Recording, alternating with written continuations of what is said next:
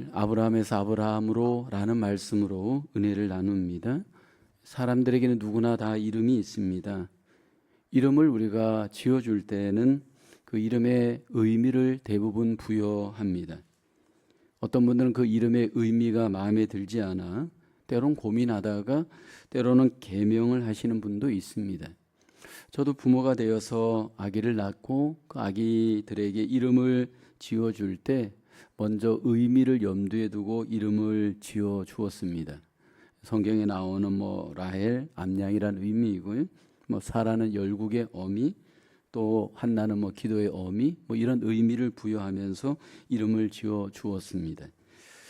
성경에 보면 많은 믿음의 사람들이 이제 소개되고 그들의 다양한 이름이 소개됩니다. 근데 그 이름들이 계명이 되는 경우가 종종 보이죠.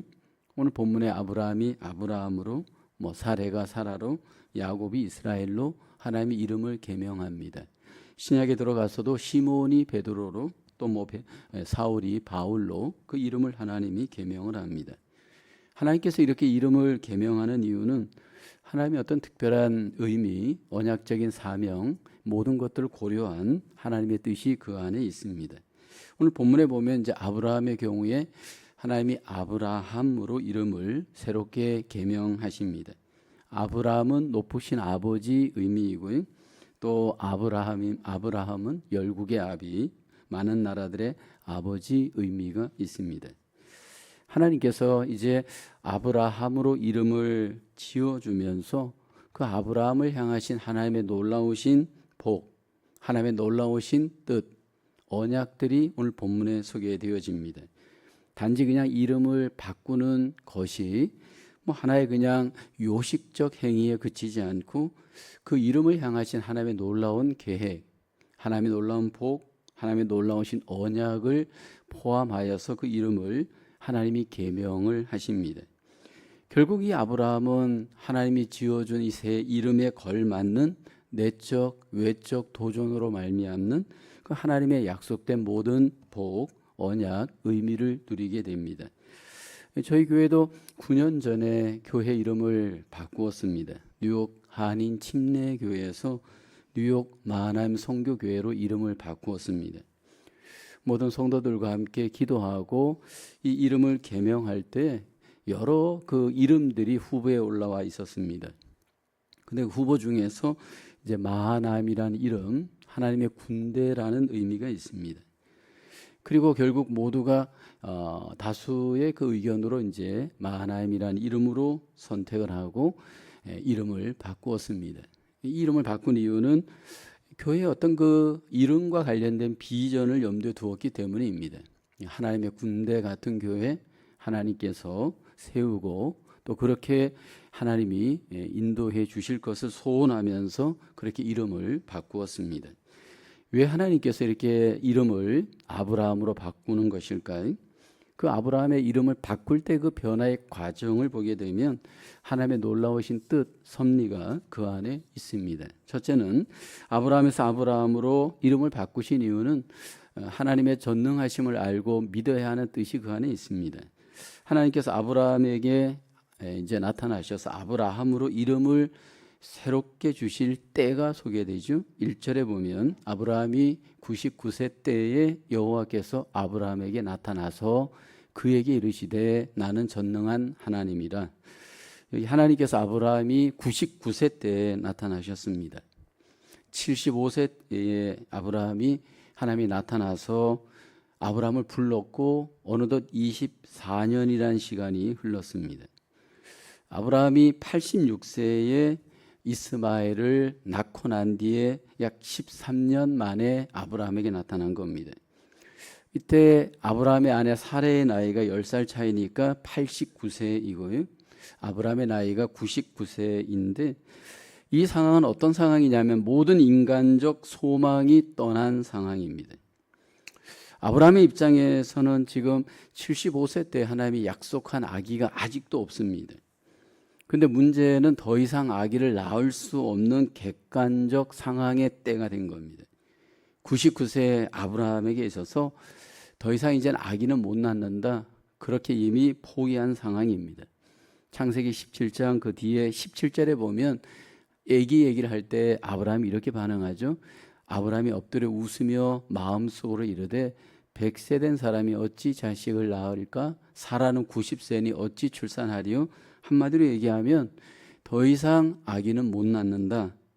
그렇게 생각하는 상황입니다. 이 아브라함이 믿음이 없었던 사람이 아닙니다. 근데 지금 이 상황은 아브라함조차도 믿음의 아브라함조차도 어떤 그 믿음의 열정도 이제는 다 식어버렸고 인간적 낙심은 그의 마음을 채운 최대의 상황입니다. 99세의 아브라함의 마음속에는 하나님의 그 약속에 대해서 희미해진 상황의 때가 된 겁니다. 근데 이때 하나님이 아브라함에게 나타나신 겁니다. 그리고 먼저 말씀하신 것이 나는 전능한 하나님이다 말씀을 합니다. 히브리어는 이제 엘샤다이라는 의미인데 하나님께서 갑자기 자기를 계시하시는 겁니다. 하나님께서 지금 아브라함의 마음을 다 알고 계십니다. 아브라함의 입장에서는 이제 아기도 못 낳고 모든 하나님의 어떤 전능하심에 대해서는 조금도 마음에 아마 기대치도 없고 낙심만 이렇게 가득한 정황입니다.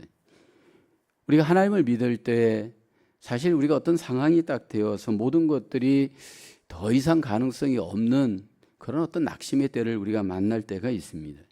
사실 그때가 믿음의 때인데 우리는 낙심하게 되고요. 그때 우리는 전능한 하나님에 대해서 의심합니다. 하나님께서 아무리 말씀을 해도 그냥 그것은 말씀일 뿐이고 나의 삶하고는 그 말씀은 별개로 우리는 그냥 이해합니다. 왜 하나님께서 갑자기 99세 때에 나타나서 아브라함에게 자기를 계시하시는 걸까요? 우리는 창세기 16장에서 아브라함의 큰 실수를 하나 보았습니다. 아브라함이 사라와 함께 아이를 생산하지 못하자 전능하신 하나님에 대해서 그는 의심합니다. 그래서 인간적인 수단과 방법을 앞세워서 여종 하갈과 아브라함이 몸을 섞어서 그 어떤 하나님의 약속의 약속의 씨는 아니지만 그 가정의 아들 이스마엘을 결국 낳게 됩니다. 이스마엘을 생산할 때 아브라함의 나이가 86세입니다. 그러니까 지금 99세까지 약 13년 기간 동안 그 이스마엘을 낳고 나서 하나님은 조금도 아브라함에게 나타나지 않고 침묵하십니다. 왜 하나님께서 이렇게 오랜 시간 동안 아브라함에게 침묵하셨을까? 아브라함이 하나님의 약속을 믿지 못하고 전능하심을 믿지 못하였을 때 하나님은 그 아브라함에 대해서 침묵으로 그 죄에 대해서 보응하신 것으로 보여집니다. 전능한 하나님을 믿지 못하고 의심하고 그 약속을 깬 아브라함, 하나님께서 침묵하시다가 이제 99세 때가 되어지자 하나님이 전능하신 하나님이다 라고 나타나십니다. 그러면서 하나님은 그 전능하심을 아브라함에게 나타나셔서 어떻게 그 전능하심을 아브라함에게 소개하고 증거합니까? 언약을 하나님께서 갑자기 말씀을 합니다. 전능한 하나님으로 나타나셔서 아브라함에게 어떤 언약을 줄까요? 2절에 보니까 내가 내 언약을 나와 너 사이에 두어 너를 크게 번성하게 하리라 하시니 라고 합니다. 나와 너 사이에 하나님과 아브라함 사이에 언약을 하나님께서 지금 주십니다. 어떤 언약이냐면 내가 너를 크게 번성하게 하리라 언약을 하십니다. 지금 아브라함의 나이가 99세입니다. 아기가 없습니다. 사라는 최소 89세에 경수가 끊어졌습니다. 근데 지금 하나님께서 모든 것들이 소망이 끊어진 절망적 정황에서 나타나셔서 갑자기 하나님께서 전능한 하나님이다 계시합니다. 그리고 갑자기 내가 너를 크게 번성케 하겠다 그렇게 하나님이 약속을 하십니다. 이것은 인간적으로 어떤 생각으로 볼 때는 이것은 가능할 수 없는 상황입니다. 그런데 하나님께서는 지금 전능한 하나님으로 아브라함에게 번성의 복을 약속을 하십니다.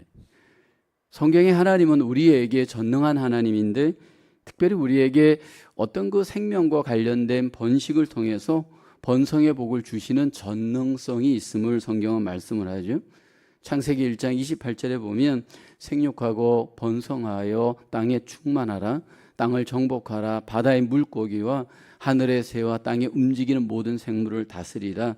하나님께서 에덴 동산에 원래 인간에게 준 복이 번성의 복입니다. 근데 하나님께서 지금 선택한 아브라함에게 이 번성의 복을 약속을 하십니다. 근데 어떤 상황에서 약속하느냐 하면 도무지 그 약속이 가능성이 없는 상황 속에서 지금 하나님이 아브라함에게 이 번성의 복을 약속을 하고 있습니다. 결과적으로 아브라함은 이 하나님의 이 번성의 복, 전능하신 하나님의 복을 믿습니다. 그리고 그 믿음으로 그 번성의 복을 아브라함이 누리잖아요. 이것이 믿음 생활입니다. 우리가 믿음 생활을 해갈 때 언제 하나님의 전능성을 경험할 수 있느냐 하면 인간적으로는 도무지 가능성이 없고 모든 것들이 절망적 정황 속에서 그 언약의 약속, 언약의 하나님을 절대적으로 믿고 있는가, 이것이 우리의 믿음의 현 주소일 수 있습니다. 목회를 하다 보면 목회 현장에서 사실 이 전능한 하나님이 경험되어지는 것을 경험합니다. 인간적으로 볼 때, 환경적으로 볼 때는 도무지 어떤 탈출구가 보이지 않는 정황이 목회 속에 찾아옵니다. 근데 하나님의 그 전능하신 도움이 이 목회 속에서 경험되어지면서 아, 하나님은 정말 살아계시구나. 그리고 그 전능성을 경험하면서 여전히 하나님은 지금도 우리 가운데 일하시는구나. 그것을 경험하면서 이것은 알게 되는 문제인 것 같습니다. 저도 경험상 사실 이론적으로 신학을 배우고 이론적으로 관하여 하나님을 말하기는 했지만 정말로 하나님이 전능하신 하나님으로 하나님의 그 언약을 우리 속에 가능성 있게 모든 것들을 보여주는가, 이 목회를 하다 보면 이걸 경험을 하더라고요. 제가 처음 그 시골 교회에서 전도사를 할 때 사실 그 교회당의 종탑과 그 외벽이 너무 낡아서 보수를 해야 될 정황이었습니다. 근데 재정도 없고 일꾼도 없고 모든 것들이 인간적으로는 보수를 할 수 없는 불가능한 상황이었습니다. 근데 늘 볼 때마다 마음이 찜찜하고, 그리고 이것을 놓고 기도를 해도 아무런 어떤 결과는 없는 상황에서 이제 어떤 그 다른 교회 그 집사님, 남자 집사님하고 교제를 하다가 우연히 제가 이렇게 얘기를 했습니다. 판넬 공장을 하시는 분인데 아, 우리 교회 상황이 좀 이렇다 그러면서 얘기를 했습니다. 그랬더니 어느 날 갑자기 내가 알지 못한 어떤 분에게서 전화가 왔습니다. 근데 이분이 어떤 분이냐면 레미콘 공장을 하시는 분인데 갑자기 전화가 와서 이 교회당 외벽을 고쳐주겠다, 종탑을 수리해 주겠다, 그렇게 전화를 하는 거였습니다. 그리고 나서 얼마 안 있어서 정말 레미콘 차를 끌고 와서 전부 이게 외벽을 고쳐주고 그 종탑을 고쳐주는데 그 돈으로 환산을 하면 그 액수가 작은 액수가 아니었습니다. 다 무상으로. 전혀 교회를 다니는 분도 아니었습니다. 제가 32살 때 이 경험을 하면서 굉장히 하나님 앞에 회개를 했습니다. 이 교회라고 하는 것이 계산으로 되어지는 것이 아니구나. 목회 현장 속에서 내 계산을 뛰어넘어서 하나님께서 전능하심으로 개입을 하게 되면 이 모든 계산을 초월하여 하나님이 일하시는구나 라는 것을 32살 때 경험을 합니다. 그리고 난 이후에 목회 현장에서 정말 하나님이 말할 수 없는 통로를 통해서 하나님이 물질로 도와주시고 어떤 사람을 통해 도와주시고 환경을 통해 도와주신 것을 보면 제 목표 현장에서 정말 간증거리가 많습니다. 그래서 우리가 낙심이 되어질 때, 좌절이 되어질 때 우리는 포기해서는 안 됩니다. 상황만 보고 현실만 보면 가정도 무너질 수 있고 교회도 무너질 수 있는 정황의 상황이 우리에게 올 수 있습니다. 그때 우리에게 필요한 것이 뭐냐면 전능하신 하나님에 대한 믿음을 갖는 일입니다. 전능하신 하나님의 그 언약을 믿는 일입니다. 우리가 지금 여기에서 그 전능하신 하나님을 날마다 어떻게 믿고 의지하고 따라갈 수 있는가? 오늘 이 본문에 하나님께서 아브라함에게 언약의 말씀을 주시잖아요. 오늘 우리에게 필요한 것이 그거입니다. 많은 분들이 왜 이 말씀을 안에 믿지 않느냐 하면 실제 그 말씀대로 일어난 일이 없기 때문에 그렇습니다. 저는 그 현장을 많이 그 성도들하고 대화를 하다 보면 하나님의 말씀을 건성으로 그냥 대충 마음에 그냥 상식적으로 그냥 이런 식으로 교양적으로 그렇게만 만약 받아들인다면 여러분 그것은 하나님을 제한하는 일입니다. 우리가 어디 여행을 갈 때 이게 내비게이션에 목적지를 입력을 합니다. 세팅을 하고 딱 출발을 하면 우여곡절이 있어도 그 세팅된 목적지를 향해서 차는 반드시 가게 되어 있습니다. 하나님의 언약의 말씀이 내 마음에 딱 믿음으로 세팅되어져 있으면 하나님께서 우리의 인생을 그 세팅되어진 말씀대로 반드시 인도하십니다. 특별히 우리가 어려움이 올 때, 낙심이 되어질 때, 인간적인 소망이 끊어질 때가 전능하신 하나님을 믿음으로 의지할 때입니다. 언약의 약속을 붙들고 하나님의 그 전능하심을 내 삶 속에서 믿음으로 따라가며 경험하시는 저와 여러분 되어지기를 주님의 이름으로 축원합니다. 두 번째로 아브라함에서 아브라함으로 이름이 바뀌어진 그 의미 속에는 더욱 하나님 앞에서 완전한 삶을 살아야 하는 뜻이 있습니다. 오늘 하나님께서 갑자기 아브라함에게 이제 전능하신 하나님을 나타내면서 그에게 완전하라고 말씀을 하죠. 17장 1절 하반절을 보게 되면 너는 내 앞에서 행하여 완전하라 말합니다. 하나님께서 아브라함에게 지금 요구하는 것이 완전하라, 성숙한 인격이 되어져라, 뭐 영적으로 성숙하라 이런 의미로 지금 말씀을 하고 있습니다. 뭐 아브라함이 어떻게 100% 완전할 수 있겠습니까? 하나님께서 지금 우리에게 완전하라고 할 때는 100%를 요구하는 것이 아니고 우리의 이 마음 자체와 삶 자체가 전적으로 하나님 앞에 헌신해라. 한마디로 얘기하면 삶의 방향을 하나님께 내어드리라. 그런 의미가 이 안에 있습니다.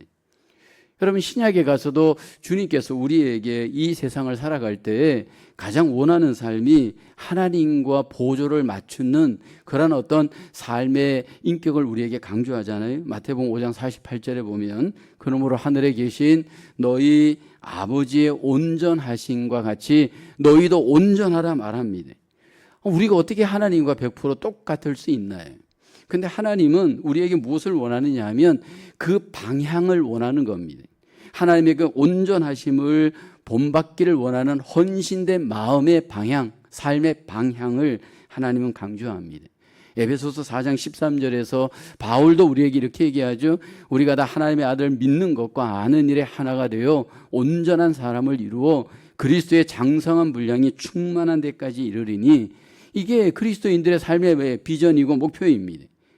예수 그리스도를 믿고 나서 구원받은 것이 다가 아니고 하나님을 닮고 예수님을 닮아서 온전한 삶의 마음과 삶의 방향이 주님을 닮아가는 것, 따라가는 것, 행하는 것, 그것이 주님이 우리에게 원하는 겁니다. 이 부분에 있어서 지금 하나님께서 이 온전함을 지금 아브라함에게 요구하면서 어떻게 그러면 우리가 인간으로서 하나님과 더불어 온전한 삶의 방향으로 마음과 삶을 내어줄 수 있을까요? 아브라함이 그런 말씀을 하잖아요. 나는 전능한 하나님이라 너는 내 앞에서 행하여 완전하라. 여기 하나님께서 뭘 강조하냐면 내 앞에서 말씀을 강조합니다. 지금 우리가 하나님 앞에서 예배하잖아요. 지금 우리 같이 예배를 할 때 제가 여러분들 앞에서 예배를 하는 것처럼 보이지만 실제는 하나님 앞에서 우리가 예배를 합니다. 우리가 온전한 삶을 위해서 하나님께서 먼저 원하는 것은 내가 하나님 앞에서 지금 살아가고 있다라는 겁니다. 유명한 종교개혁자 잔 칼빈의 그 인생의 모토가 있습니다. 그분은 코란데요. 하나님 앞에서가 그분의 좌우명입니다. 신전의식을 갖고 평생을 그는 살았죠. 그러니까 우리가 인생을 살아가면서 내가 학교에 있든지 집에 있든지 차 안에 있든지 교회당에 있든지 지금 내가 하나님 앞에 있다라고 만약 여러분 생각한다면 우리의 삶은 과연 어떻게 변화될까요? 종종 우리가 CCTV 카메라에 어떤 그 노출되어지는 경우가 많잖아요. 교회에도 있지만 어디 건물을 가도 있고요. 심지어는 도로에도 우리의 그 모든 것들이 카메라로 다 찍힙니다. 그 카메라가 있는 것을 의식하는 순간 우리는 어떻게 합니까? 행동을 조심하잖아요. 근데 하나님께서 나를 지금 보고 계시다라고 생각한다면 내 마음이 어떨까요? 내 행동이 어떨까요? 내 말이 어떨까요? 온전해질 수밖에 없습니다. 성경에 보면 정말 하나님의 복을 경험했던 사람들, 하나님께서 놀라운 그 전능하심을 나타냈던 사람들을 보면 하나님 앞에서 온전했던 사람들입니다. 요셉을 보면 17살에 여러분 이렇게 종으로 팔려서 어려움을 당할 때 그 어려움에서 끝나지 않고 또 그에게 죄의 유혹이 또 찾아오잖아요. 보디발의 아내가 그를 날마다 유혹합니다. 그때 이 유혹을 이겨낼 수 있었던 비결이 뭐냐 하면 내가 어찌 하나님 앞에서 득제하리까, 코람데오의 의식을 가졌잖아요. 하나님이 지금 나를 보고 있다라고 한다면 어떻게 우리가 속일 수 있나요? 어떻게 우리가 하나님 앞에 나를 보고 있는데 이상한 행동을 할 수가 있겠습니까? 지금 하나님이 전능한 하나님으로 나타나서 그에게 온전하라 아브라함에게 말씀을 한 뒤에 하나님 앞에서 온전하라 그렇게 말씀을 하고 있습니다. 여러분, 우리가 그리스도인으로서 이 땅에서 삶을 살아갈 때 이제 우리는 옛사람에서 하나님께서 해방시켜 주어서 새 사람으로 우리의 신분이 변경되어지고 새로운 정체성을 갖고 살아가야 될 존재입니다. 그래서 우리에게 필요한 것은 이 안에 가치관과 이 안에 모든 생각들이 정말 전환되어지지 않으면 여러분, 우리 속에 하나님의 그 온전하심을 닮아갈 수 없습니다. 분명한 것은 내가 하나님 앞에서 의식을 갖고 온전하게 하나님을 닮아가고 따라가게 되어질 때 그 하나님의 놀라우신 은혜와 복을 하나님이 경험할 수 있도록 우리 가운데 임재하시고 우리 가운데 영광을 받으실 수 있도록 하나님이 일하시는 줄로 믿습니다. 그래서 저와 여러분들 속에 필요한 것은 체험입니다. 많은 경우에 하나님을 이론적으로 믿다 보니까 아무런 변화가 없어요. 근데 정말로 하나님이 살아계시고 역사하시고 하나님의 그 거룩하심 앞에 두려움이 생기면요, 결국 우리의 마음도 말도 삶도 하나님 앞에서 절제가 자동적으로 될 수밖에 없고요, 그리고 변화될 수밖에 없고요, 그리고 그 하나님을 누릴 수밖에 없는 줄로 믿습니다. 저와 여러분의 삶 속에 하나님의 그 놀라우신 온전하심이 우리 속에 하나님 앞에 경험되어져 우리의 인생 속에 하나님을 더욱더 풍성히 누리시고 그 복을 경험할 수 있기를 주님의 이름으로 축원합니다. 세 번째로 아브라함에서 아브라함으로의 의미는 열국의 아비가 되게 하시는 하나님의 비전이 있습니다. 하나님께서는 아브라함에게 복을 주시면서 그 복이 후손에까지 염두한 하나님의 비전이 소개됩니다. 4절에 보면 보라 내 언약이 너와 함께 있으니 라고 합니다. 너는 여러 민족의 아버지가 될지라. 여기 그 아브라함이라는 이름이 열국의 아버지, 민족의 여러 민족의 아버지 의미가 있습니다. 그러면서 이 아브라함 가운데 열왕이 내게서 쫓아나게 될 것이다 말씀을 하죠. 6절에 보니까 내가 너로 심히 번성하게 하리니 내가 내게서 민족들이 나게 하며 왕들이 내게로부터 나오리라 말씀을 합니다.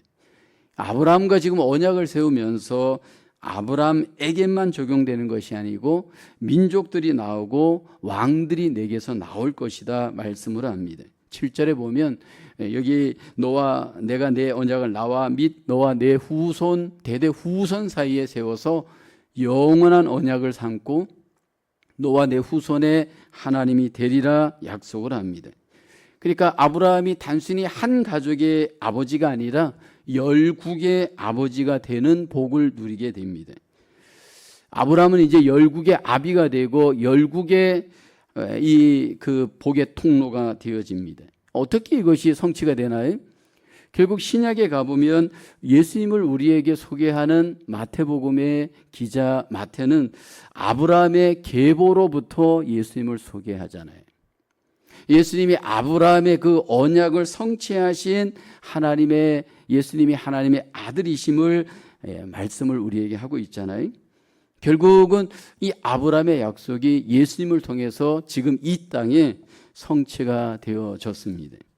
하나님께서는 그 아브라함의 복이 결국은 예수님으로 인해서 이 땅에 이루어졌음을 성경은 말씀을 합니다. 그런데 하나님께서는 이미 아브라함을 부르실 때 그 복을 이미 계획했습니다. 창세기 12장 2절에 보면 너는 복이 될지라 말씀을 하잖아요. 옛날 성경은 복의 근원이 될지라 그렇게 말씀을 하죠.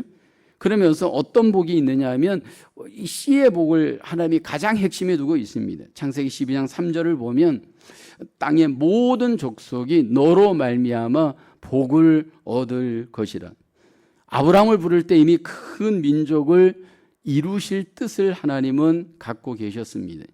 그리고 결국 그 아브라함이 그 큰 민족을 이루는 하나님의 복의 통로가 되게 하십니다. 씨에 대한 비전, 민족에 대한 비전, 아브라함에게 하나님은 있었습니다. 그래서 아브라함에게 그 이름을 붙여주는 겁니다. 모든 민족에 대한 비전을 갖고 하나님은 아브라함이 살기를 기대하십니다. 그리고 이 땅에 오셨던 예수님께서는 그 아브라함의 비전, 그 하나님의 약속이 우리 가운데 어떻게 성취되어졌는지 우리에게 그 복을 결국 나타내 보이십니다. 오늘 우리가 하나님 앞에 믿음 생활하면서 그리스도인으로서 저와 여러분들이 항상 모든 민족을 향한, 열방을 향한 그런 어떤 비전을 하나님은 우리가 갖기를 기대합니다. 우리가 육신의 삶으로 살 때는 육신적인 가족에 매여서 육신적인 가족 중심의 삶을 사는 경우가 많습니다. 그런데 성경은 그렇게 우리에게 말하지 않습니다. 세상에 살면서 비성경적인 잘못된 가족관들이 우리에게 있습니다. 하나는 가족 우상주의이고 또 하나는 가족 무시주의입니다. 많은 경우에 이 땅의 사람들이 가족 우상에 빠져 있잖아요. 근데 하나님은 가족이 우상이 되는 것을 단호히 거부합니다. 아브라함을 부를 때 하나님께서 아브라함에게 먼저 전제한 말씀이 무엇인가요? 내 친척 아비 집을 떠나라 라는 것이었습니다. 하나님께서 왜 떠나라고 하였을까요? 가족을? 이 땅에 오셨던 주님께서도 그 제자들에게 제자가 되기 위한 첫째 조건 중에 하나가 내게 오는 자는 부모나 처자나 형제나 자매나 자기 목숨까지 미워하지 아니하면 능히 나의 제자가 되지 못한다. 주님께서도 이 땅에서 제자가 되기 위해서는 먼저 떠날 것을 말씀을 합니다. 미워하라 말씀을 합니다. 이건 잘못 또 적용하면 정말로 미워하라는 의미가 아닙니다. 지금 무엇을 의미하느냐 하면 사실 우리에게 있어서 부모, 친척, 형제는 어떤 존재입니까? 사실 이것은 하나님이 주신 선물입니다. 사랑하는 남편, 사랑하는 아내, 하나님이 주신 선물입니다. 근데 많은 경우에 선물이 우상이 되어져 버립니다. 왜냐하면 선물을 주신 분은 하나님인데 하나님을 망각하고 선물에만 집중하기 때문입니다. 그래서 많은 분들이 가족 때문에 하나님이 보이지 않습니다. 자식 때문에 하나님이 보이지 않습니다. 그러니까 가족이 우상이 되어지고 자녀가 우상이 되어진 증거일 수 있습니다. 하나님께서 나중에 아브라함에게 어떤 시험을 하나 허락하십니까?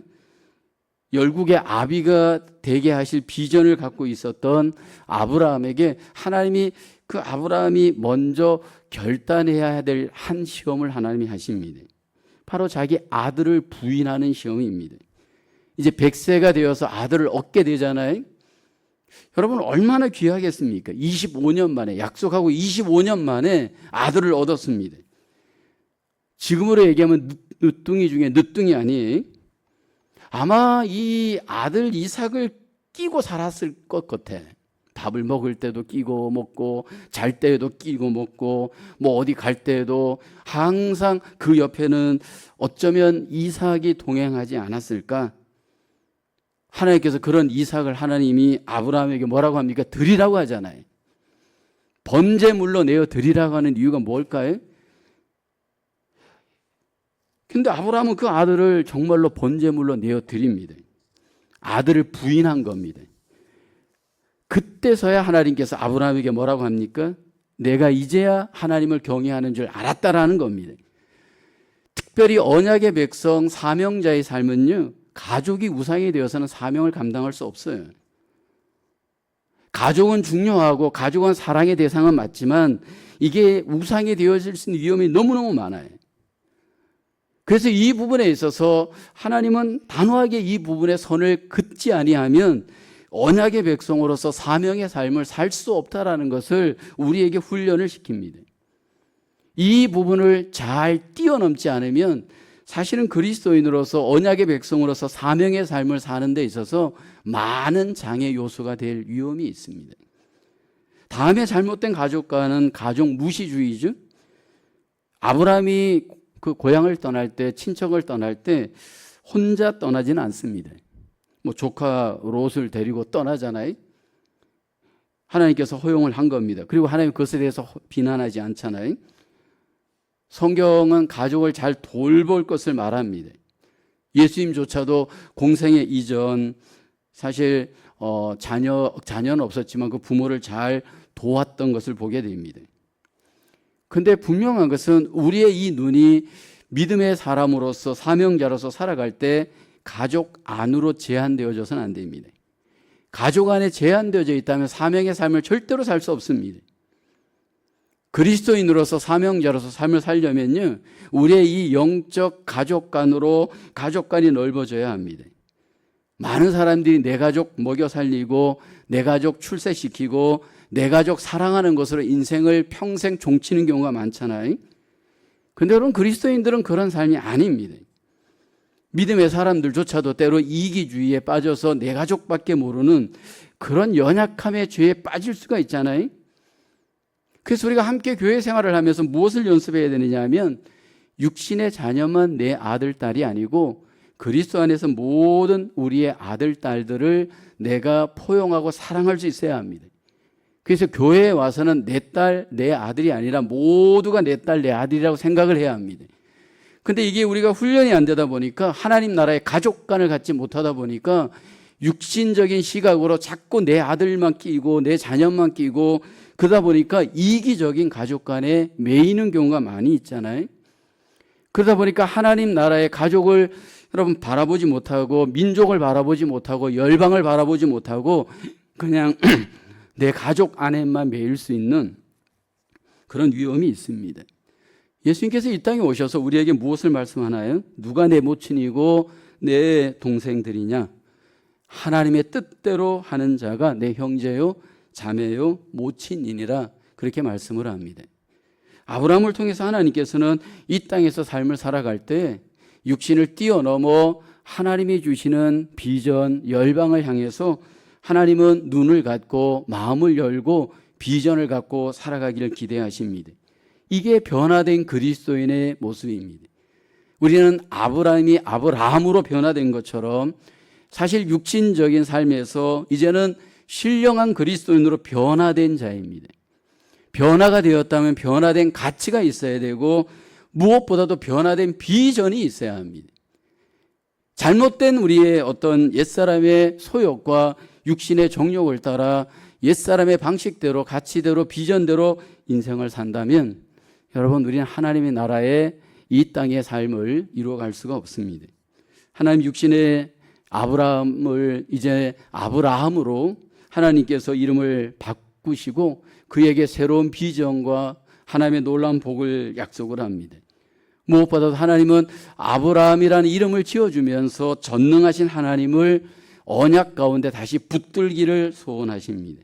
그리고 더욱 이전보다 온전하게 하나님 앞에 마음도 삶도 헌신되어지는 삶이 되기를 기대하십니다.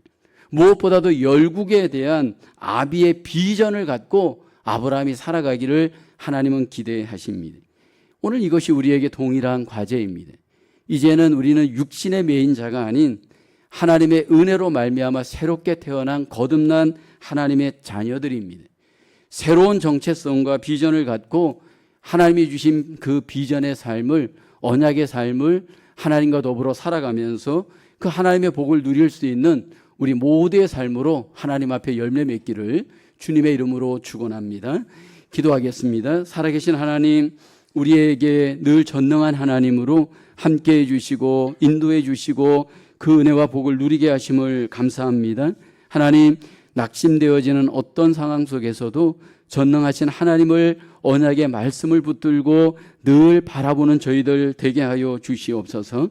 무엇보다도 이제는 변화된 신분 가운데 우리의 마음도 우리의 모든 행동도 말도 더욱더 온전하게 주님 안에서 온전하게 변화될 수 있는 저희들 되게 하여 주시옵소서.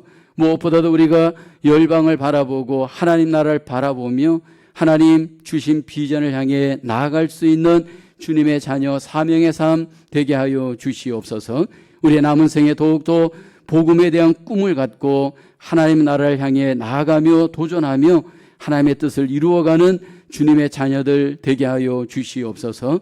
이 한 주간도 우리의 마음을 하나님 아버지 주께 열고 드려서 하나님의 뜻을 이루어가는 한 주간의 하나님 나라의 백성의 삶을 살아갈 수 있도록 하나님 저희를 인도하여 주시옵소서. 믿사옵고 감사하오며 예수님의 이름으로 기도하옵나이다. 아멘.